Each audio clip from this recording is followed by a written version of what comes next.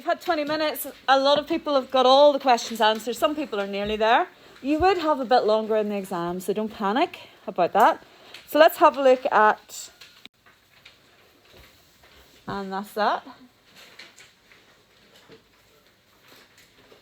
Okay, so what I'm going to do, I'm going to give you time to do some more questions on your own, and then we'll go through them. So I'll give you 2, 4, 6, 8, 10. The next question.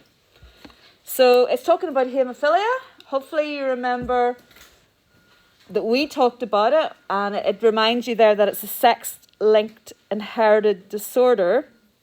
So by that, the X chromosomes are bigger than the Y chromosomes, and so the gene for the haemophilia is found somewhere at the top bit. So it's only found on the X chromosome. There's no allele for it on the Y chromosome. It's recessive as well, and they've suggested that we use these two, X with a big H for normal, X with a small h for the recessive allele for haemophilia. So it's recessive. So straight away, we know that Ben is a haemophiliac male. So what I would do, we know his genotype. Amy, what's Ben's genotype?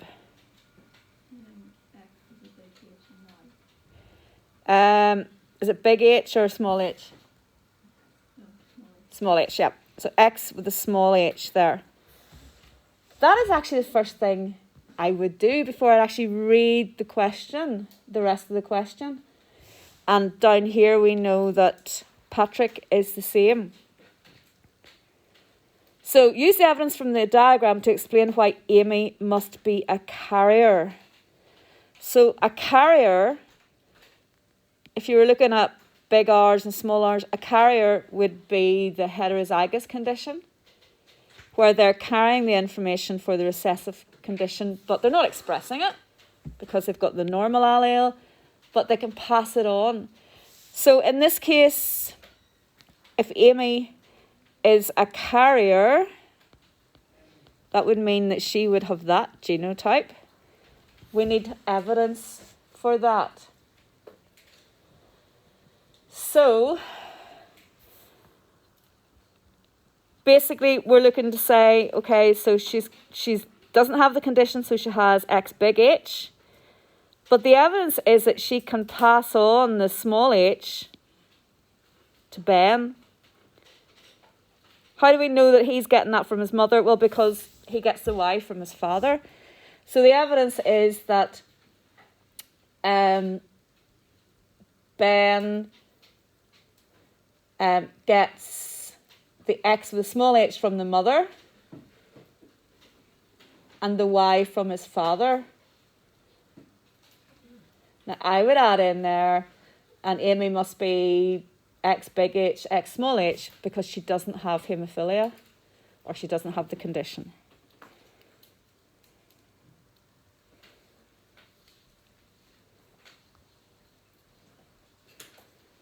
Okay, so genotypes and phenotypes of Emma and David's children. So Emma and David is a normal male, so we know that he has an X with the normal allele, and then he's a male, so he has the Y. So there's 1 mark if you've got those two right. Emma, well, she is normal, so she has the X with a big H, but her son, Patrick, she passes on the small h to him. So there's 1 mark for getting those two right. So in here, X with big H, X with a big H, X with a big H and Y, X big H, X small h, X small h and Y. Be very careful how you write your X's and your Y's and your H's. Make sure that it's obvious which is the capital, which is the small letter. So if you got all 4 of the offspring right, you pick up another 2 marks. If there's 1 wrong, you only pick up 1 mark.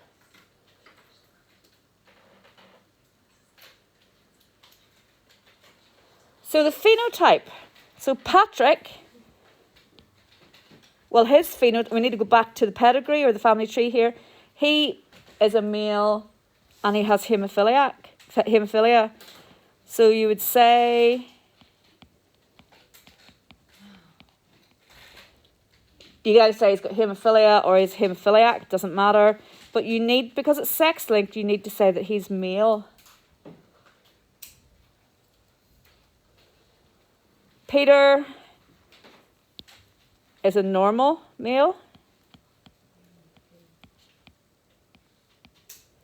And Anne is also a normal female.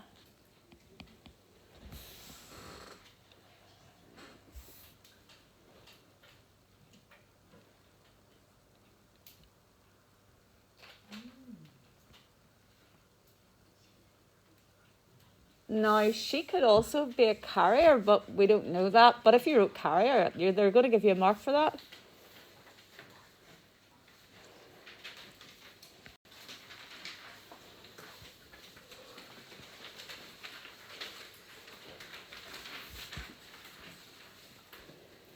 Okay, question 4 then. Diagram shows a cross between a person who's a carrier of haemophilia and a person who has normal blood. So again, same big H, small h and so on. X and Y represent the sex chromosomes. Which person is the male? Well, that should be person B. Reason, they have the Y chromosome. Or if you said XY is male. Why does the Y chromosome not carry either the H or the big H or the small h? Well, because it is shorter than the X chromosome.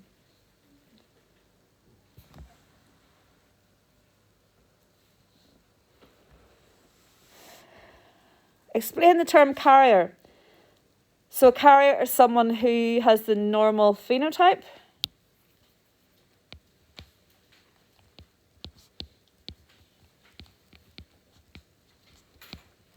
But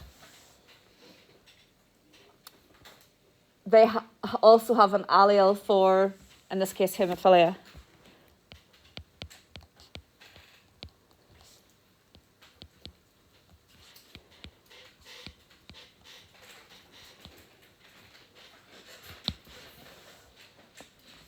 Or if you said they're heterozygous.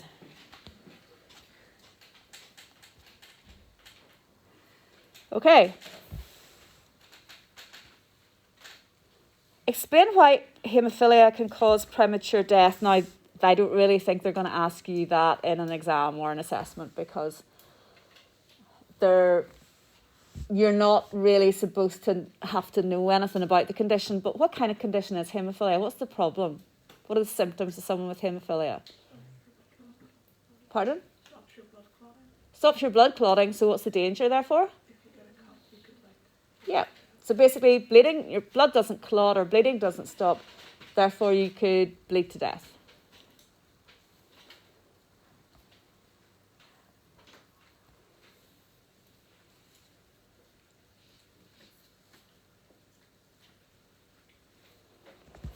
Okay, you have to complete the Punnett square. So person A, it's just a case of copying these in.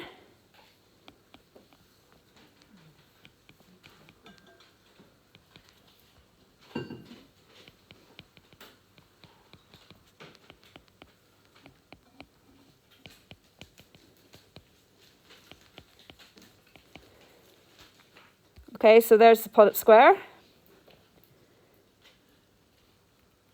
Probability of the first child being male is always going to be a half.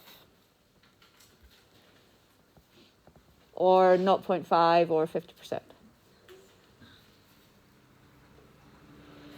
The phenotypic ratio, haemophiliac to normal. How many haemophiliac children do we have there, Sophia? How many did you get? 1 to 3. Yeah, 1 haemophiliac to 3 normal. If you got it the wrong way round, you're going to get no marks. So make sure you read carefully. What happens during fertilization? Oh, this is sort of overlapping with reproduction. So it's the male nucleus, or the male gamete nucleus, or the sperm nucleus.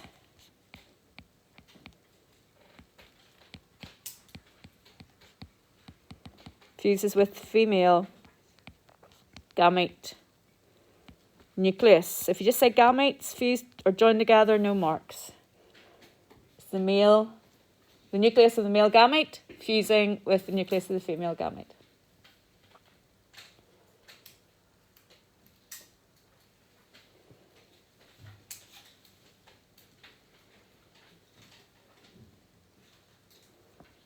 Explain why human reproduction has both fertilization and cell division by meiosis in each generation. So let's think about making the gamete. Okay, so as I just go through this because I didn't get the first bit of that. Sex linkage is a condition that's carried on a sex chromosome. There's the haemophilia allele there. Why is it not on the Y chromosome? Because the Y chromosome is much shorter. Right, Lloyd, what term is used to describe this female here? X big H, X small h? A normal female carrier. Carrier. The key thing they're looking for there is carrier. Why is haemophilia more common in men than women? Well, if we think about it, haemophiliac male, haemophiliac woman,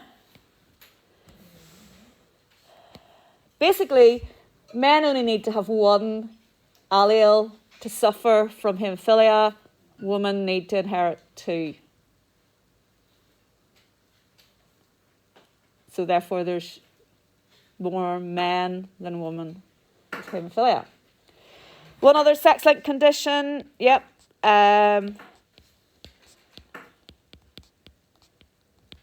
Was it Eve told us, or who was it? Yep. It's colour blindness. One example you know.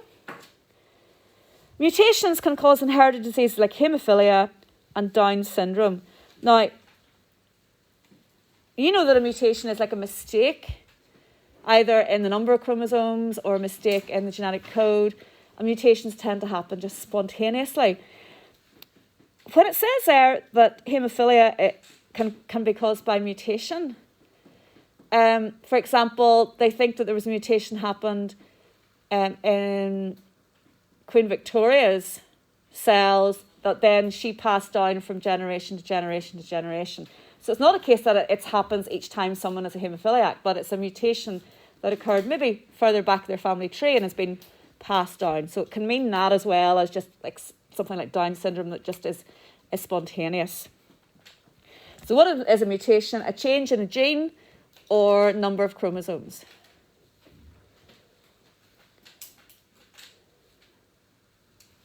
Now, this is from an older style of question or paper, so it is a different style of question. Haemophilia is a gene mutation.